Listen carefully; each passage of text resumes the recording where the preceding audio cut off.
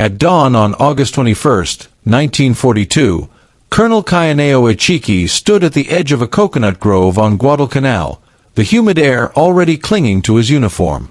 In front of him lay a shallow creek, barely an obstacle at all, and beyond it the American defensive line. Behind him were 917 Japanese soldiers, men he considered the finest the empire could produce. They were veterans, disciplined, hardened by training and by victory. They had marched across Asia undefeated, and like their commander, they believed with absolute certainty that no Western force could stand against them. Ichiki gazed across the water with confidence. According to everything he had been taught, everything Japanese doctrine promised, the Americans on the other side would not hold. They would break. They always did. Ichiki had studied his enemy before departing. Japanese intelligence had assured him that the United States Marines were soft and undisciplined, products of a decadent, materialistic society. They lacked the warrior spirit, the willingness to die, that defined Japanese soldiers. When faced with a determined assault, they would panic, surrender, or run. That belief was not just Ichiki's. It was shared throughout the Imperial Japanese Army. And yet, within 6 hours, nearly 800 of Ichiki's men would be dead, and the foundations of one of the most dangerous assumptions in military history would begin to collapse. Guadalcanal would become the place where Japan's certainty about American weakness shattered. To understand why Ichiki attacked with such confidence, you have to understand what Japanese military leaders believed long before the war ever began. For decades, Japanese doctrine had been built around the concept of Yamato Damashii, the spirit of Japan. This was not mere patriotism. It was the belief that Japanese soldiers possessed a spiritual superiority that outweighed any material disadvantage. Where Western nations relied on machines, factories, and firepower, Japan believed it relied on will, an indomitable fighting spirit rooted in history, mythology, and devotion to the emperor. That belief traced back to ancient texts like the Kojiki and Nihon Shoki, which described the Japanese people as descendants of the sun goddess Amaterasu. The emperor himself was regarded as divine, a living bridge between heaven and earth. A Japanese soldier did not simply fight for a nation. He fought for a sacred lineage stretching back thousands of years.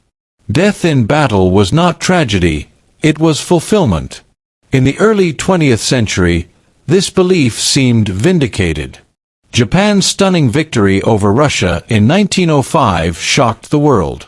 A smaller Asian nation had defeated a European power through what appeared to be sheer fighting spirit. Russian armies with modern weapons and industrial backing had been humiliated by Japanese soldiers who seemed willing to die without hesitation. The lesson Japanese leaders took from that war was simple and seductive. Material strength meant nothing when faced with spiritual resolve. Will could defeat steel. By the 1930s, this conviction had hardened into unquestioned doctrine. Japanese officers were taught that Western soldiers, especially Americans, were spiritually weak. They came from comfortable societies that valued individual comfort over collective sacrifice. They would not endure hardship. They would not fight to the death. When the pressure became unbearable, they would surrender. Early victories in the Pacific War appeared to confirm everything Japanese planners believed. In the Philippines, American and Filipino forces collapsed within weeks of the Japanese invasion. Fortified positions expected to hold for months fell in days. Bataan and Corregidor became symbols of defeat, not defiance. Tens of thousands of prisoners marched into captivity in one of the worst disasters in American military history. At Singapore, more than 80,000 Allied troops surrendered to a Japanese force half their size, what Winston Churchill would call the worst disaster in British military history. Across Hong Kong, Burma, and the Dutch East Indies, Western forces failed again and again to match Japanese aggression. Even at Wake Island, where a small Marine garrison held out for over 2 weeks, Japanese commanders dismissed the resistance as an anomaly. The Marines had nowhere to retreat. It proved nothing, they believed. The pattern seemed clear. Americans had machines and supplies, but when faced with determined assault, they lacked the will to fight. This belief extended specifically to the United States Marine Corps. Japanese intelligence saw nothing impressive. The Marines were a small force, poorly equipped compared to the Army, with no recent experience against a serious enemy. In 1942, the Marine Corps numbered fewer than 70,000 men and had spent the interwar years fighting obscure conflicts in Central America and the Caribbean. To Japanese planners, they were garrison troops pretending to be soldiers. What those planners missed was the quiet transformation the Marines had undergone in the 1930s. Anticipating a war across the Pacific, Marine officers developed entirely new doctrines for amphibious warfare. They trained relentlessly for contested landings against fortified beaches. They emphasized small unit leadership, initiative, and adaptability, qualities that allowed junior leaders to fight effectively even when plans collapsed and communications failed. That culture would prove decisive on Guadalcanal. Colonel Ichiki embodied everything Japanese doctrine promised. When ordered to retake Guadalcanal after the Marines landed in early August 1942, he saw not a challenge but an opportunity for glory. The Americans had seized an unfinished airfield. They needed to be pushed back into the sea. Ichiki was instructed to wait for the rest of his regiment before attacking, but he saw no reason to delay.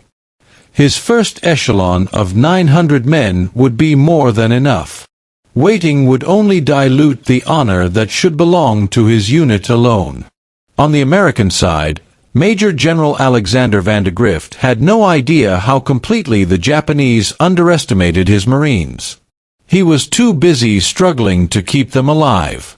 Vandegrift was a veteran of decades of service, but Guadalcanal was unlike anything he or his men had faced. Promised 6 months to prepare, he had been given barely 3 weeks. Equipment was scattered across the Pacific. Intelligence was thin. Rehearsals were disastrous. Many of his men were raw recruits who had enlisted after Pearl Harbor, fueled by anger but lacking experience. When 11,000 Marines landed on Guadalcanal on August 7, 1942, they achieved complete surprise. Japanese defenders fled into the jungle, and by nightfall the Marines had secured the airfield that would soon be named Henderson Field. The landing seemed almost too easy. But the illusion shattered days later when Japanese naval forces annihilated the Allied cruiser screen at the Battle of Savo Island. 4 cruisers were sunk, over 1,000 sailors killed, and the American fleet withdrew, taking with it much of the Marine supplies. Stranded and undersupplied, the Marines dug in around Henderson Field. They survived on captured Japanese rice, scavenged equipment, and sheer endurance. Disease spread rapidly. Malaria and dysentery crippled entire units. Still, they held. On the night of August 19th, Colonel Ichiki landed with his men and marched inland, confident of victory. He did not know that the Marines were ready. Warned by a wounded coast watcher who had crawled through the jungle after surviving bayonet torture, the Americans prepared their defenses. At 1:30 a.m. on August 21st, Ichiki launched his assault across the sandbar at Alligator Creek. Japanese soldiers charged screaming, bayonets fixed, expecting the Americans to flee. Instead, machine guns opened up with devastating precision. Artillery shells slammed into tightly packed formations. The sandbar became a killing ground. The Marines did not run. They fought. By dawn, Ichiki's attack had failed catastrophically. By sunset, nearly his entire force was dead. Marine losses were minimal by comparison. The exchange rate stunned everyone who later studied it. Ichiki burned his regimental colors and died, his reputation destroyed along with his command. Yet even then, Japanese leaders refused to accept the truth.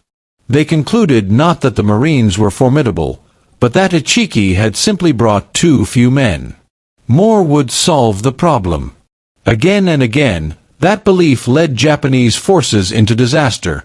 At Edson's Ridge, during the October Offensive, and throughout the long grinding campaign that followed.